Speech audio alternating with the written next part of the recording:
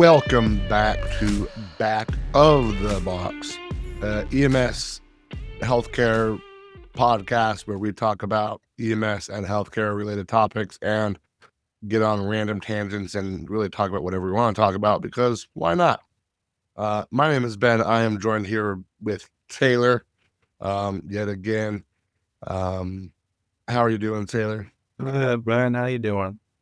Doing well. Any fun calls lately? No,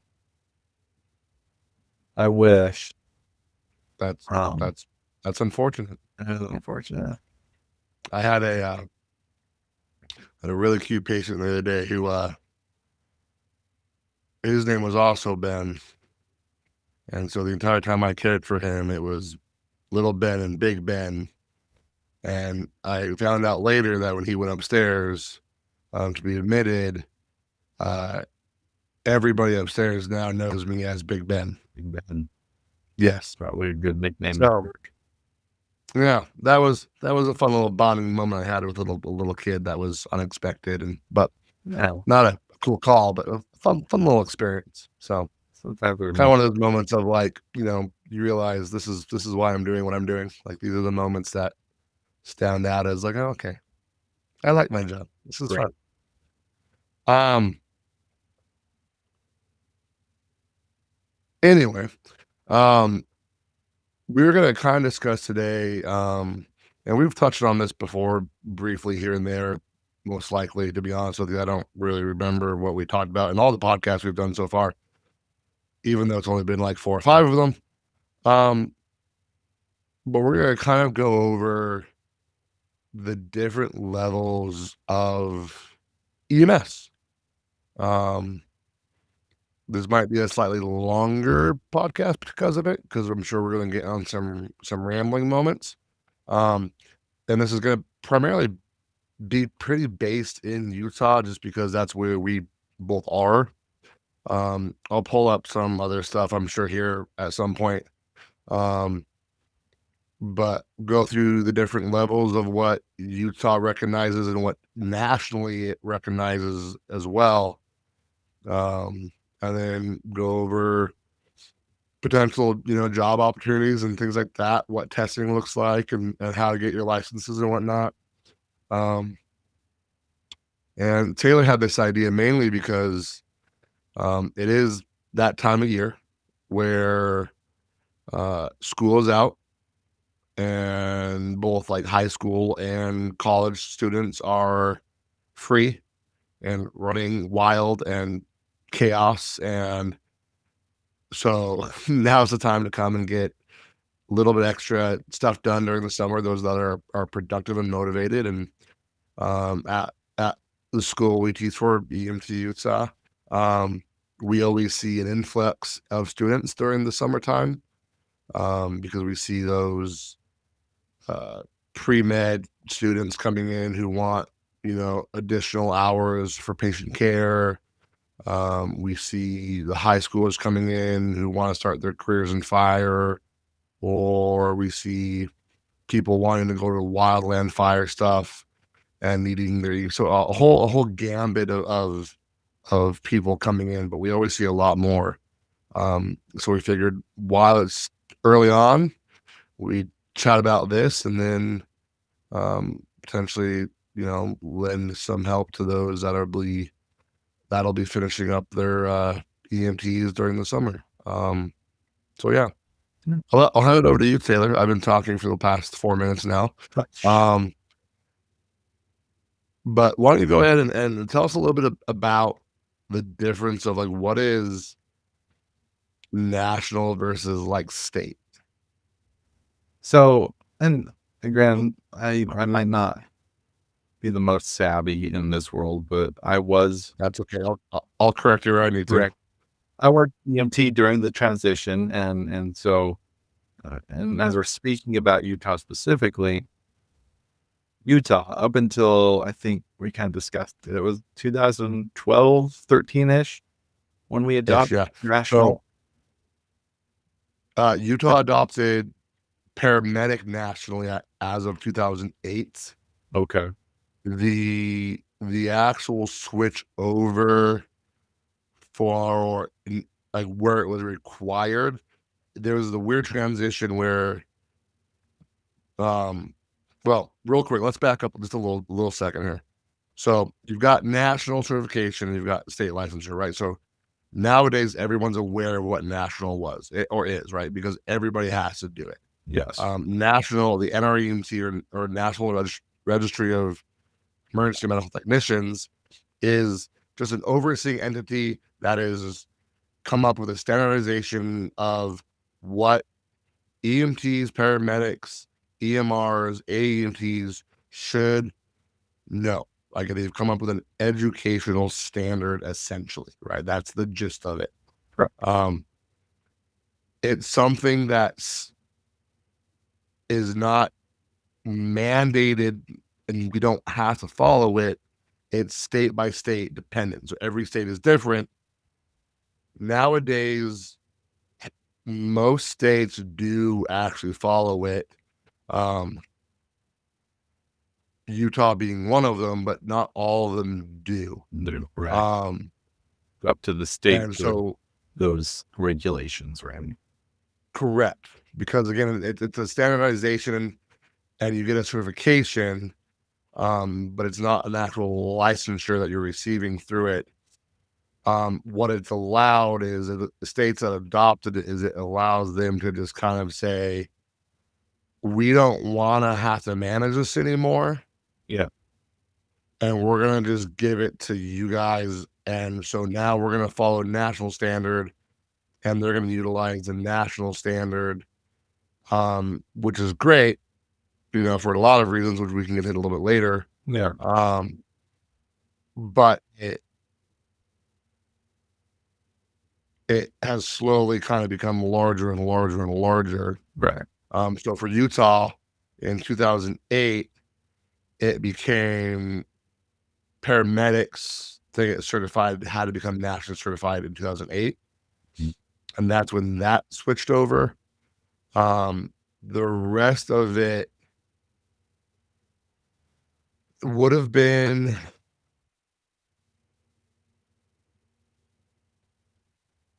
like 2013 era, somewhere in there. Yeah. But for a while there was an optional thing. Like you could get nationally certified, you could take the test, but it wasn't required.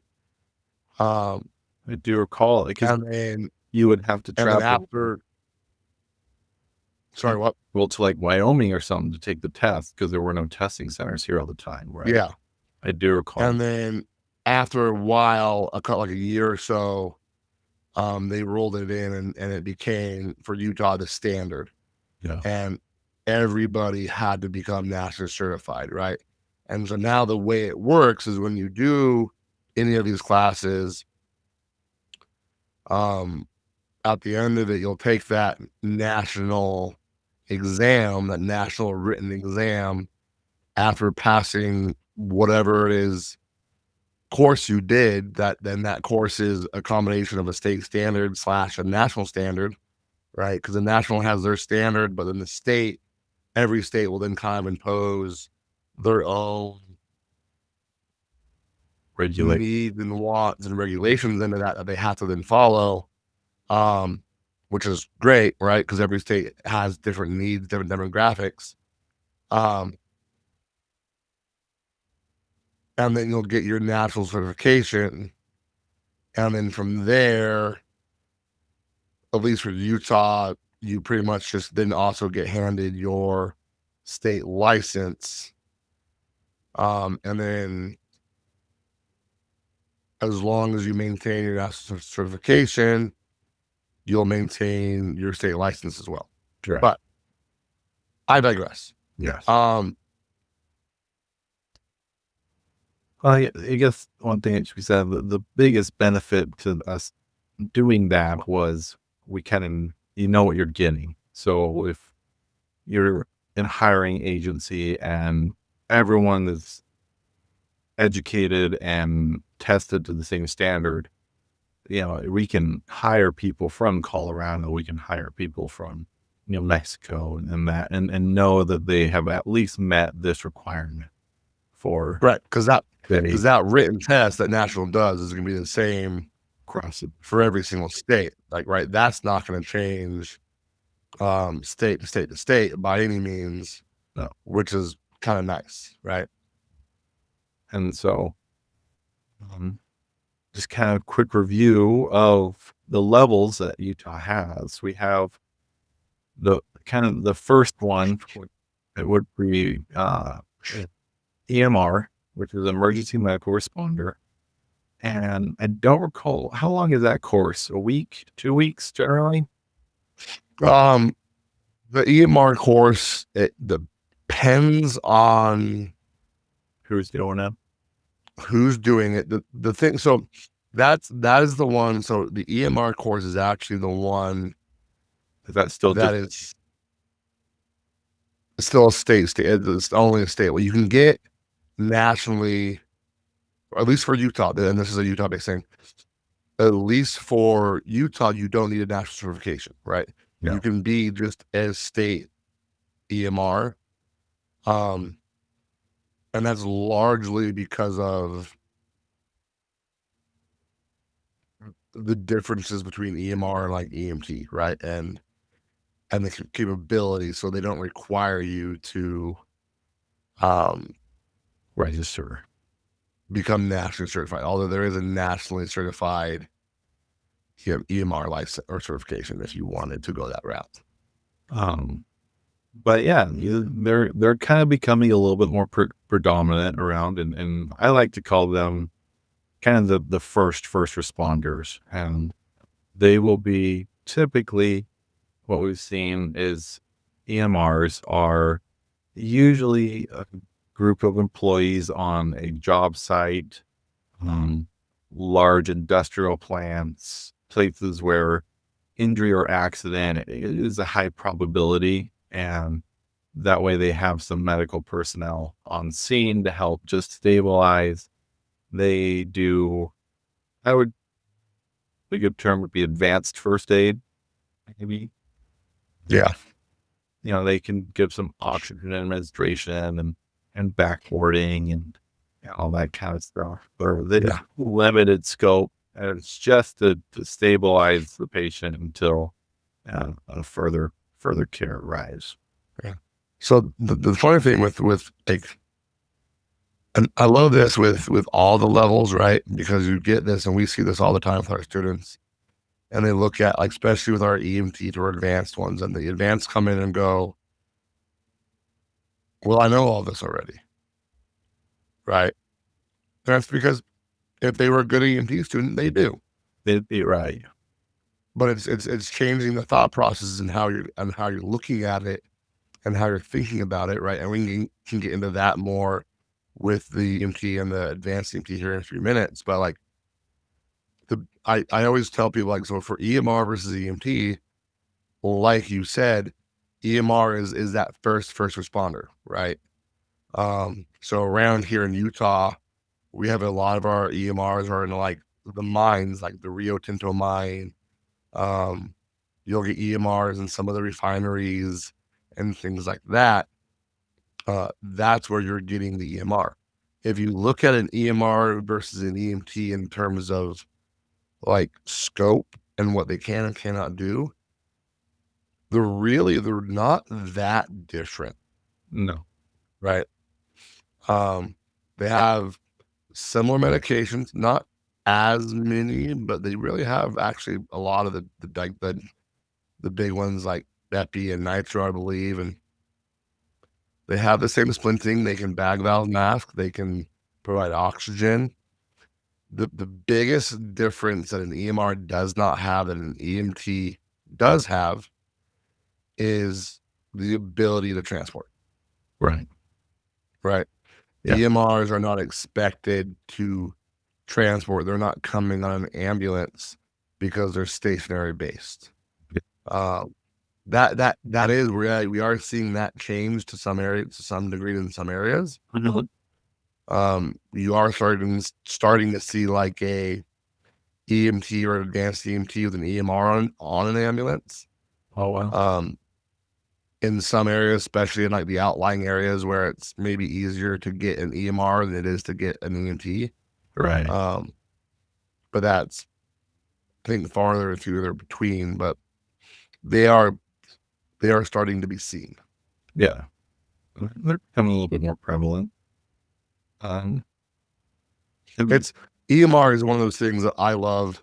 And actually, Leslie, who you guys haven't met Leslie yet, but you trust me, you will. I'm gonna bring her on kicking and screaming if I have to at some point on this podcast. Um, you heard me, Leslie, kicking and screaming. You're gonna do the podcast. Um, because she is the end all be all authority on all this stuff. yeah. But um, she did her in high school, right? Oh, And that was what got her into the world of healthcare. EMR is one of those great starting points, because the age limit for a lot of them is lower. So you can do them in high school, okay. and you can do your EMT in high school. Like I did my EMT in high school, right? Um, but it's a much more intense. Mine was a year-long class. There's a lot more expected, where the EMR was like a semester, kind of like a alternative health class kind of a thing. So it's a great entry level into EMS class as well for the younger generations, I feel. So it's a great start if that's where you want to go. I would say a majority of people we meet and speak to, the jumping off point is EMT. Previously, they were referred to as EMT basics. Now we've kind of taken away that basic and just refer to them as EMT. And Ben was saying it foundationally wise, it's the same as far as skills and hands-on, stopping bleeding, opening airways, all that. It's going to be the same, but as these levels go up, you get a few more tools in your toolbox. But I think a majority and what people, and we kind of spoke on this earlier, the big thing is why we're doing what we're doing. Not just Yeah. doing it. It's, well, okay, well, why are we doing, why are we administering this medication? What's the background behind it? What are we actually doing to the physiology of the body and that? And so EMT is generally a 2-week, or I'm sorry, a 12-week program. You said EMT. Yeah, EMT. Um, it it's hard to say, right? Mhm. Um, because it's not the EMT courses, at least in this state, the EMT courses are not um bound by weeks, so to say, um, Class hours, right? but class hours, right? Mm. And so if you want to crank out um the course in a shorter period of time and have, longer classes and stuff, like, then by all means, like that's those are options that you can do. Our courses at EMT Utah historically have been between 10-ish weeks to 12. Um, we've kind of gone through phases of sometimes a little bit shorter, and then we've elongated them, um, to allow more time from like feedback we've gotten and things like that. Also to stay in compliance with what the the state wants and the state requires, um, which is, I think, the biggest thing that we have to follow is just being compliant with what the state expects um a course to be, right? And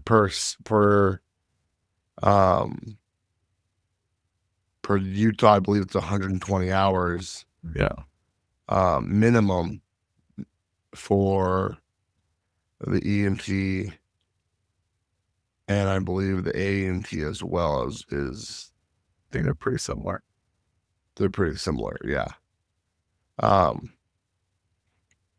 And then that's where it changes. Like if you go to a college program, they're going well over that 120 hours, right? Because they're doing it through a semester, This is very and hell, mine was a year long. Mine was my entire senior year of high school, every single day for 4 hours for an entire school year. right. Um, There's definitely benefits to that. Um, oh, I love that. Like if we could make that work again, right. and I think that we spent a week.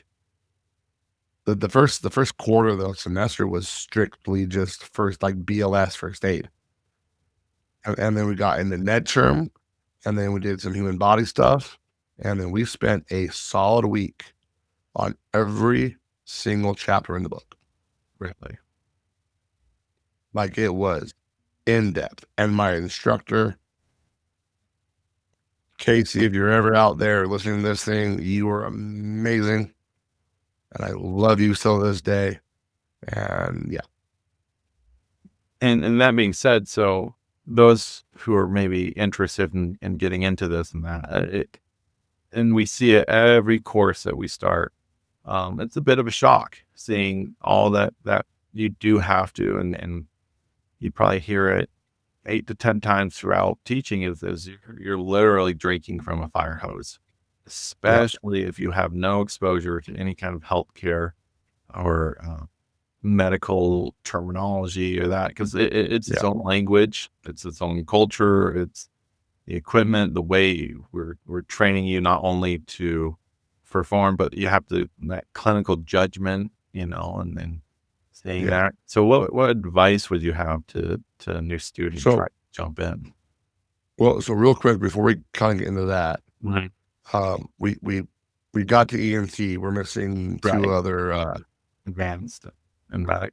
two other levels of certification, aren't we? Yes. You don't want to touch on And the what third. would they be, Taylor Hart? What's so yeah, we can just to hit all of them. I guess because all that stuff we can apply to all of the courses. Next up is the advanced level, so EMT advanced. Um, and that will give you an introduction into ALS skills, um, airway skills, some advanced airway skills. The big thing, the big eye catcher for a lot of people wanting to take that is the IV skills. You're going to start getting IV capabilities with that. But I have found lately we have more and more students are more and more hesitant and squeamish about Getting poked. not getting poked, but poking, I do see that. Yeah. Mhm. which I get, Yeah. but you know, that is like the big things that you get from the EMT to advanced EMT level is going to be your IV skill, your advanced airway skill, and then more medications, right? Yes. The the thing that is hard, I think, for some people to comprehend, and the thing that you actually gain more than anything else from a EMT to advanced EMT level is the knowledge, Yes. right? Is the and this is there are a lot of caveats and what ifs in this scenario because it depends on so many things. Yeah. But in my opinion, and every opinion is going to be different. But I think Taylor, I think me and you and the majority of the people that we work with agree with this is EMT is teaching you the fundamentals, Yes. right? Is teaching you the building blocks of ABCs, stopping bleeding, airway, breathing, circulation, doing a good thorough assessment, and treating your more common modalities, your asthmas, your cardiac chest pains, things like that, right? Yeah. Um, Oh, yeah. what a lot of EMT programs don't do in those areas is they get into they have chest pain, you give nitro, Yes. right? They are having a hard time breathing, you hear wheezing, we give them albuterol, Yeah. right? Mhm. They have an allergic reaction. They're allergic to peanuts. You give them EpiPens or epinephrine, right? Right. And that's that, right? A lot of EMT classes teach if you see this, you do this, Yes. right? And it's very much following the protocols. It's very much following the state protocols of like, if they're presenting with this, this is what you do, right? The big difference, and I think what makes a good advanced EMT from an EMT are the ones that go, yeah, I'm getting all these cool skills, but the good instructors are the ones that yes are saying, yes, you get those skills and we're giving you more meds, but now I want you to dive into and think about, yeah, they're having an allergic reaction and you're going to give epinephrine, but I want you to now understand what is going on with that allergic reaction inside the body and how is that epinephrine going to actually help that problem, Yeah. right? Is we're diving into the pathophys of it all and getting a better understanding of how it all works, um, which a lot of EMT programs, don't dive into that nearly as much as they probably should, um, because it is so much. Yeah. And I primarily teach advanced courses, and I like to emphasize that it's not this is not a course on what to do. You know what to do. You got that in EMT. This Yeah, is why. If you can tell me what, I mean, I can ask you, what does anaphylaxis look like? And you say, oh, well, wheezing and low blood pressure and hives and that one, which is great. But now tell me, why does your patient have low blood pressure? yeah. And that tends to be a bit of a culture shock for a lot of people. Yeah. Right? You And also see that shift in like, uh, in an EMT class, the exciting parts are like the trauma-based stuff, right? right. Um, but then the advanced classes, if they're there because they want to be there and because they want to advance their knowledge and they're excited about medicine, and they're not there because they need to be an advanced EMT to get hired on to a certain department, which happens, and there's no shame in that, right?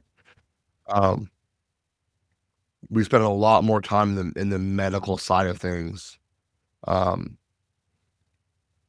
because we lecture for triple the amount of time we do in a medical situation versus an EMT situation.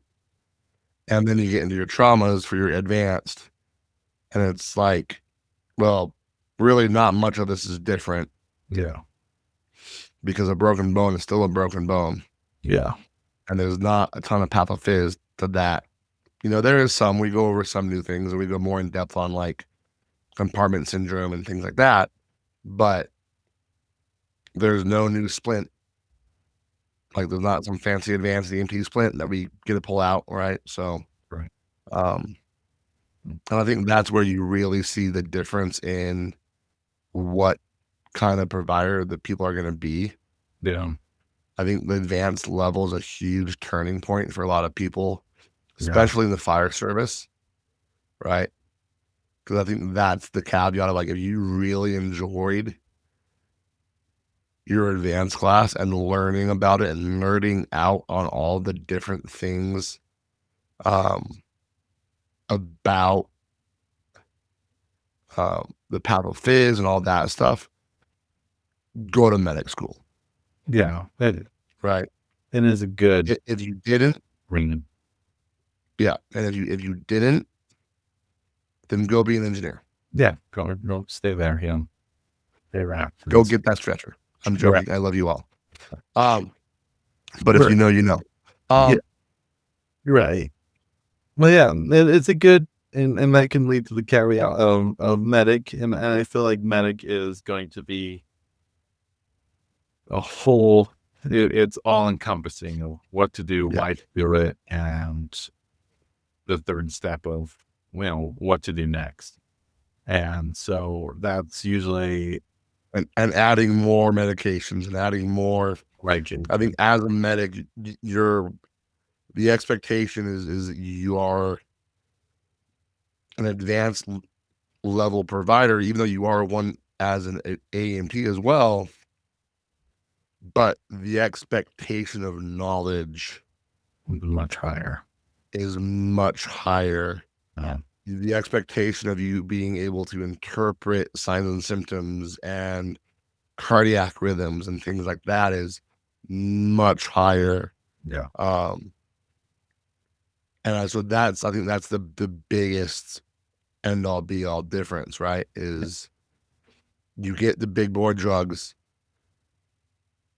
that, granted, depending on where you work, some advanced have those too, right? But you get even more of them. You get to shove tubes deeper down into the throats with intubation. Mhm. You maybe even get a dabble in like paralytics and things like that. And so there's Yeah. just more you can do.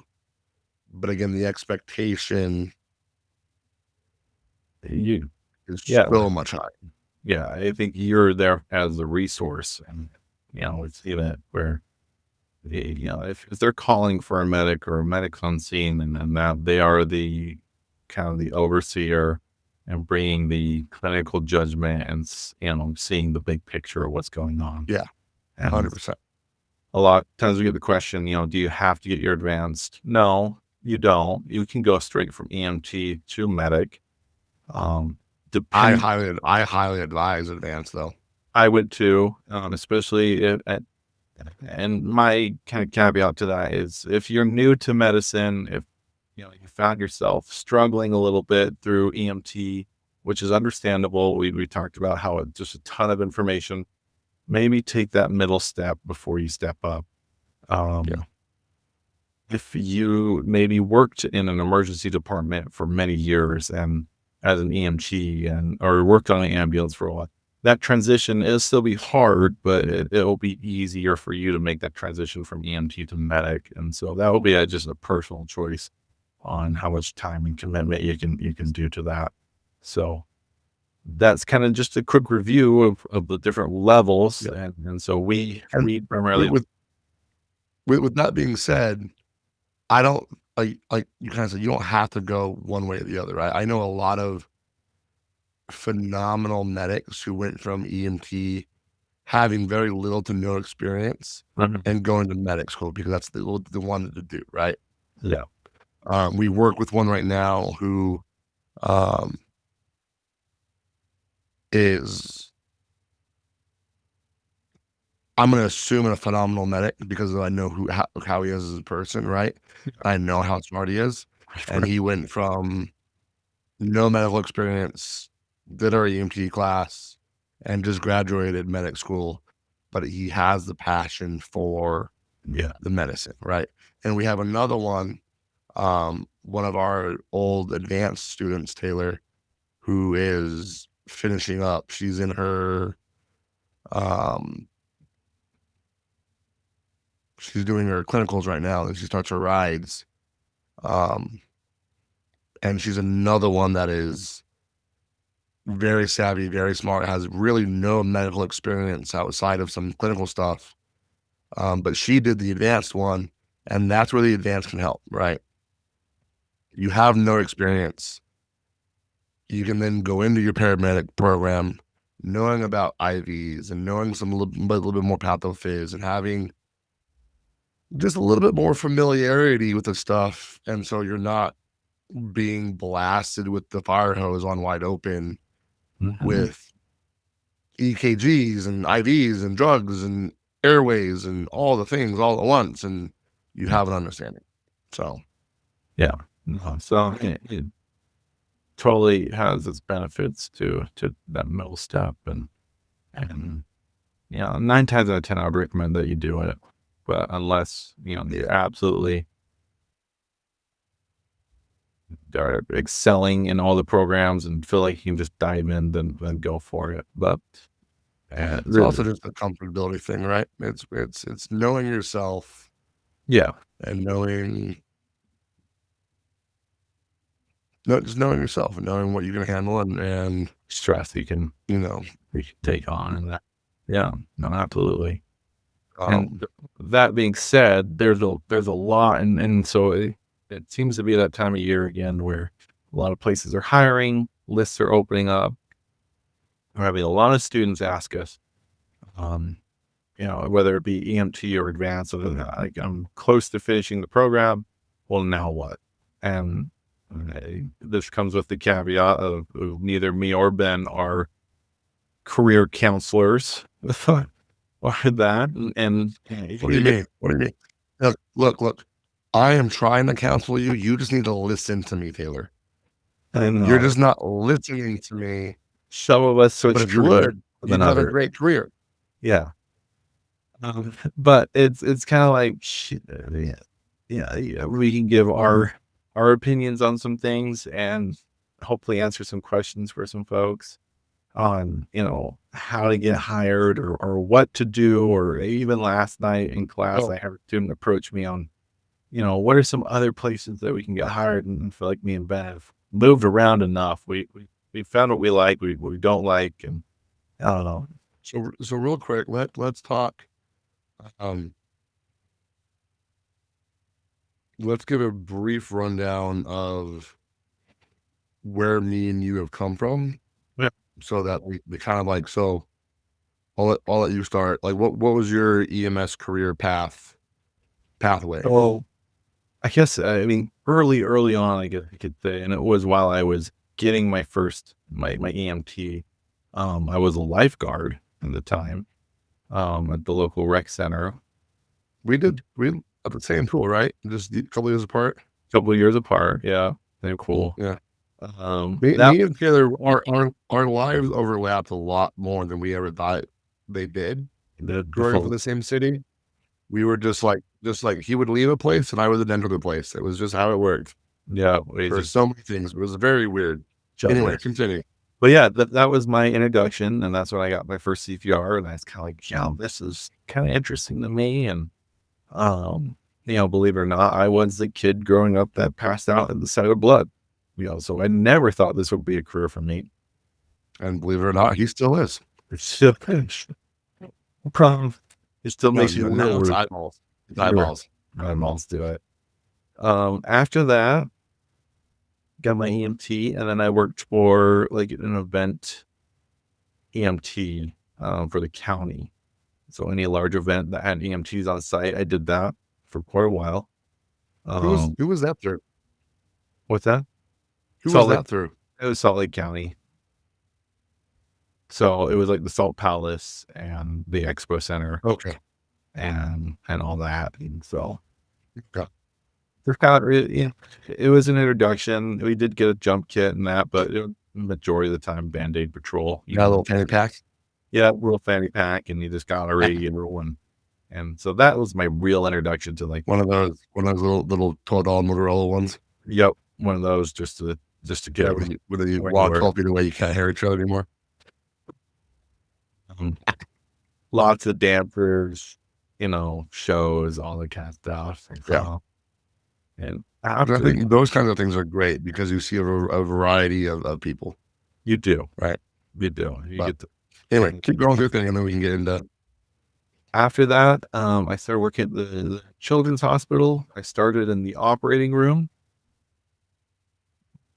worked in there, kind of like an orderly slash patient care tech, kind of did odd jobs here and there. Then I moved to a sister unit to the emergency department, which is an observation unit. And I was kind of starting to fade away from emergency medicine. I knew I wanted to do medicine, but, and I kind of liked the floor life of a hospital. But some of the ER folks were like, you should come over, you should come over. Um, Finally pulled the trigger on that, went to the ER, ended up staying there much longer than I initially intended. As life does, Walk around, push your wheelchairs. pushing wheelchairs and, IVs and all that. And this is where I like to tell a lot of students, you might not be doing what you want to be doing, but everything within this field is beneficial. And it wasn't until about halfway in my time at the emergency department. It was pretty much just a job. It was a paycheck. I didn't quite know where I was going with my life. And once I decided, emergency medicine is for me, I really want to do this. I started really paying attention to, the background of the patients and seeing, I looked at the labs and like, oh, well, this is what this patient looks like. These are the labs and how they correspond and blood gases. And for Yeah. the opportunity to work alongside doctors and very seasoned emergency room nurses and respiratory therapists, I mean, experts in their field. I really wasted a good majority of my time there because I just was doing a job. And so I wish I could go back being the medical nerd I am now and wanting to ask all these questions, now that I can critically think. Hey, Taylor, Yeah. you can go back. Yeah. So did that for a little bit. I made a quick detour and did a very small stint in law enforcement. Absolutely hated that. Yeah. How did that happen? It was because mostly, so we had law enforcement officers in the triage area at the hospital. And this Yeah. was kinda at that midpoint of I was just doing it as a job. I didn't know Of what to do. crisis. Yeah. Okay. Yeah, kind of a crisis. And they said, "Hey, you'd be great. We'll need this, we need people and that." And so I was like, "Oh yeah, uh, here." They didn't know you at all, did they? Not really. No, not more than they thought. And so got out there. Because anybody who actually knows you knows. No. No, I was a terrible cop and really bad at everything I did there. Other than talking to people, I was really good at talking with people.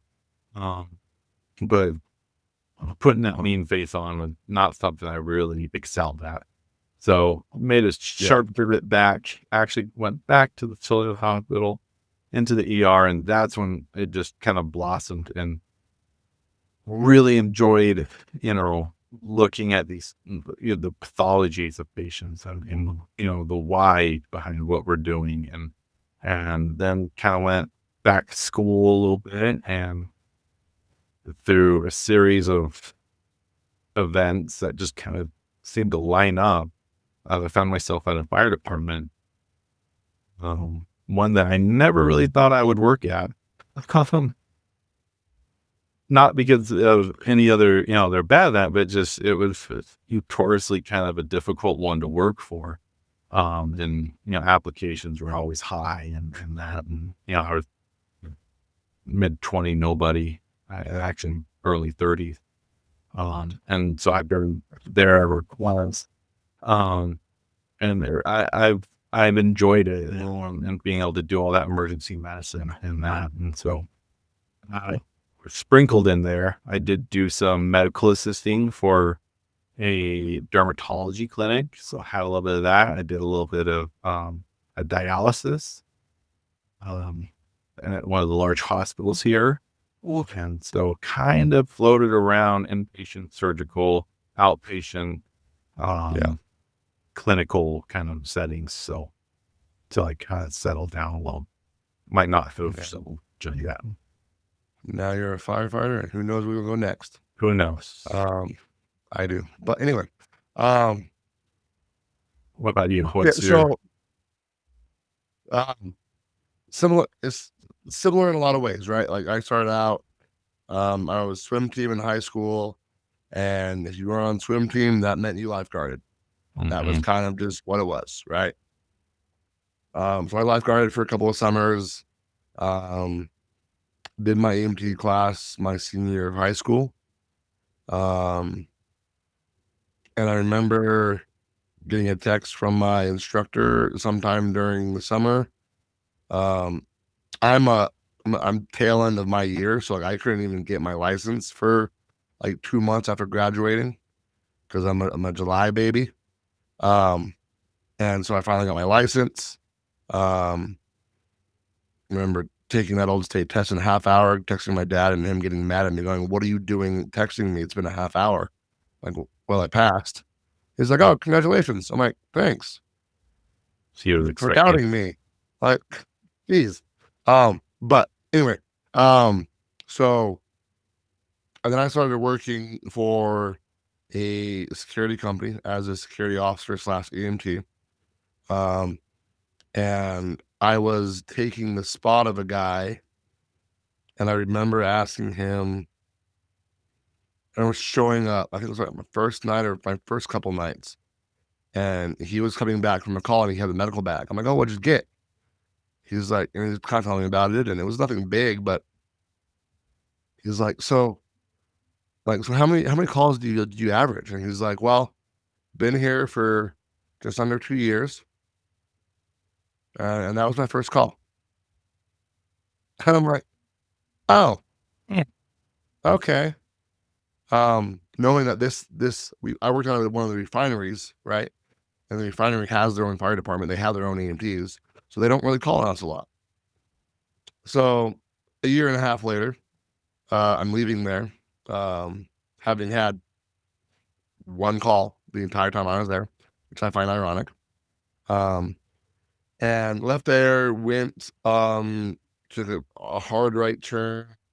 One of the other officers there worked as like a medic kind of guy for some of the Boy Scout camps up in the high windows, and didn't really know him that well, but we were into climbing and we had some similarities, and he offered, say, hey, do you want to come up? I need another climbing instructor, another medic guy. Do you want to come up and do it? And he said this during shift change, and I remember going home, coming back that night because I worked Graves, and said, I'm in, let's do it.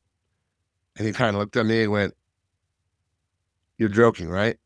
I'm like, no, let's do it. Let's go. And so I spent a summer up with a bunch of Boy Scouts. Um,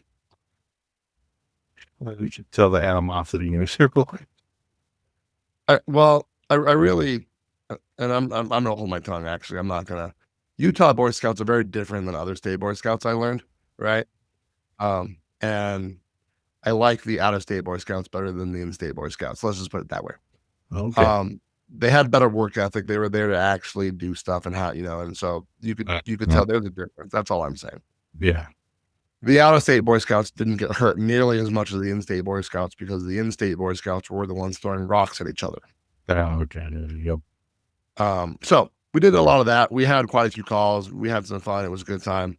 Um, just hanging around, teaching kids how to climb and whatnot, and responding to calls, and nothing too major or exciting. But got back from that. Um, I then took my little detour for a minute and managed an exotic bird store for a year or two, um, out of left field. It was a part-time job when I was doing security. I came back from the summer camps and, you know, had fun doing that. Um, at that point, how where did I go from there? Um,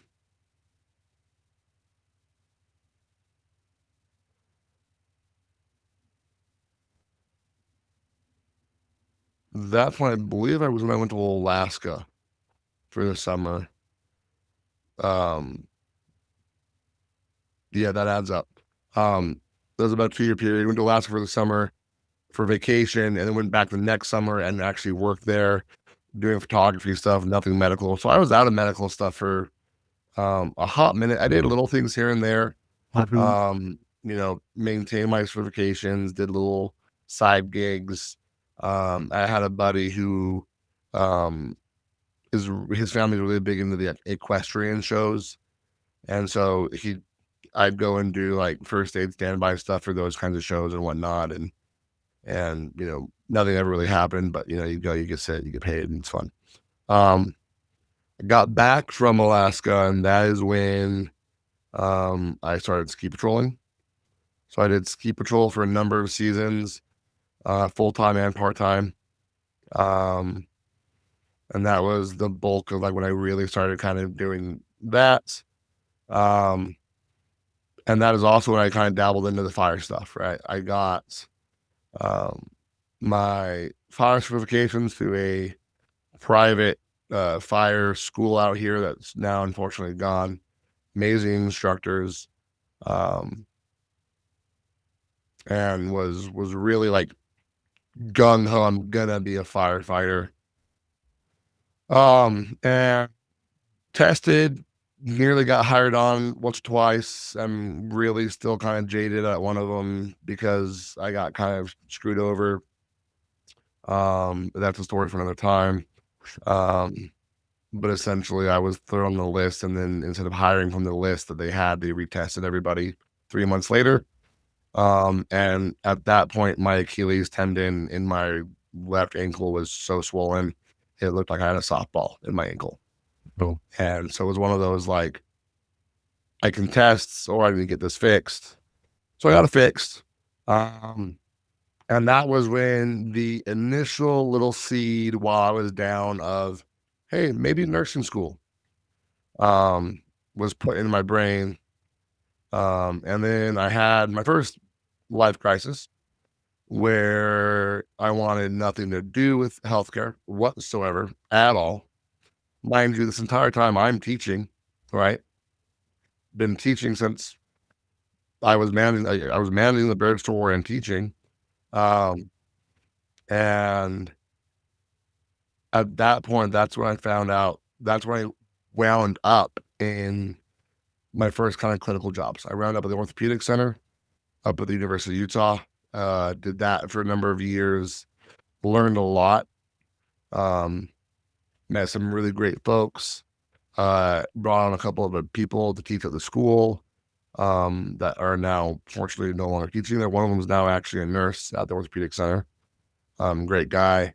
Um, and there came a turning point where I'm like, I gotta get out of here. Like this is no longer what I want to do. It's no longer fun. Um, and I left and went to prison. Um, and by going to prison, I mean I got a job at the prison. Um, and I was what they classified as a med tech, but I would deliver pills, pass out pills, but then we would respond to everything, right? So I saw a lot of stuff in terms of stabbings and seizures and strokes and cardiac arrests and hangings and all kinds of things all the time, right? We got a lot of really good experience there. Worked with some really cool nurses, um, and during that time frame, I'm kind of looking at it. We had a couple of people that came on from one of the uh, fast-paced nursing schools around in the area, and then like a whole 2-year program and kind of thing. And I'm knowing like I don't want to be a firefighter anymore. Like fire doesn't interest me. I like the healthcare aspect of things. I like having a beard. I'm not gonna lie, that did play into it. And I finally just kind of I texted my dad one day. I'm like, hey, what what are your thoughts on me going to nursing school? And I believe I just got a hell yes. And I'm like, and that was like enough of like a okay. And I went and I signed up and now I'm a nurse. Um in between there I also ran with, a couple local fire agencies part time on their EMS only rigs for a number of years and some more rural Nevada slash Utah border EMS stuff too. Um, you know, smitten throughout there during that time period of my ankle being the size of a softball. oh, So, um, and then I've had some humanitarian trips where I've gone and done some glorified first aid, making sure people are drinking their water. But I've actually had some pretty severe sicknesses on those trips, which was fun to deal with and whatnot. So, but yeah, nursing school, and now I'm a pediatric emergency nurse. Oh, I skipped a part. I skipped the best part, Taylor, whoops. where I left the prison and came and worked at the children's hospital with you, and Well, where that's we good. first met. Yeah, Yeah, that's where me and and Ben. where we stood in the supply hallway, and you kicked the thing under the shelving unit because you didn't want to pick it up. Well, we don't trust And we looked at each other and said, why are we doing what we're doing? And we both said, well, what else are we going to do? And we're like, true. And we then walked out opposite directions of that closet. And now we're here. them. So, Yeah, um, it's where our but yeah, that's kind friends. of my uh, story, I guess. Um, let's we've been talking for an hour, which is great. Let's take a pause here, and we'll do a part two. And in part two coming up here, we'll do jobs and career paths and how to maybe get into some testing and options. And you'll hear me tell Taylor that he needs to go to nursing school on several occasions. Um, and yeah, and we'll kind of go from there. So So, thanks for listening to this for the last hour. But sure. please tune in the next one. We're gonna give you guys the rundown of once you get your EMT, advanced EMT, medic, or whatever it is you get, what does the career field look like? What can you look forward to doing? Um, and yeah, we'll go from there. So All right. Sounds bye bye until next time.